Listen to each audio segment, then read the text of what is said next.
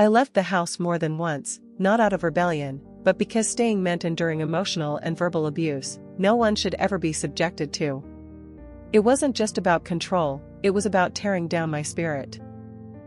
The cruelty I endured didn't stay behind closed doors, it spread like smoke, seeping into every conversation, every relationship, every moment of breath inside that house.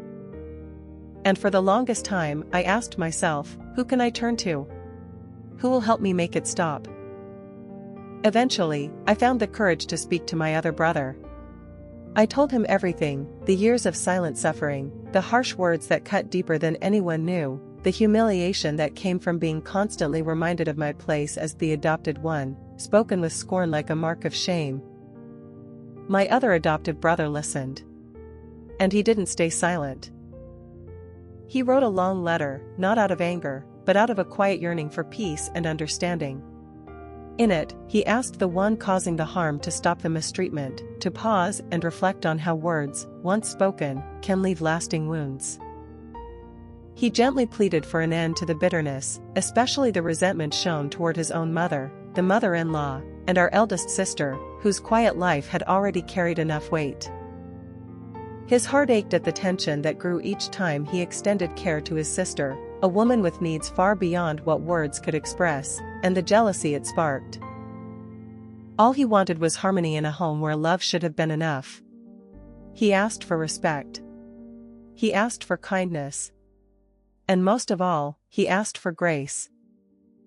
But as expected, truth, when unwelcome, was received as betrayal. Forgiveness never came. Instead, blame was redirected, twisted, reshaped into a story where the wronged became the wrongdoer. What followed wasn't healing, but deeper division. The hearts that longed for peace were met with silence and stone walls. Pain that should have ended was reignited, more fiercely, more bitterly. And in that distorted version of events, the one who caused harm was portrayed as the one most hurt. It was difficult to witness how easily stories can be manipulated, how reality can be buried beneath a carefully crafted mask. Even my sister, the one with a kind and understanding heart, wasn't spared. In one confrontation, when the same cruel accusations were hurled at me again, she stepped in to stop the shouting. But instead of easing the tension, the response was rage. Whispers followed, twisting stories and accusing my sister of taking sides. What should have been a moment for reflection turned into another firestorm. Pride refused to yield. The belief that loyalty meant silence turned our family into a battlefield. And then came the day that marked the deepest wound, a moment where I dared to defend myself with words and was met with violence. That physical blow wasn't just an act of anger, it was the climax of years of demeaning control and endless cruelty. But strangely, it also sparked something within me, the awakening of my voice, my worth, and the courage to finally say enough. In moments like these, I chose to surrender the battle that wasn't mine to fight. I chose to cling to truth, even if it cost me peace with people. I chose to trust that God sees what's hidden, hears what's whispered in secret, and will always stand with the innocent.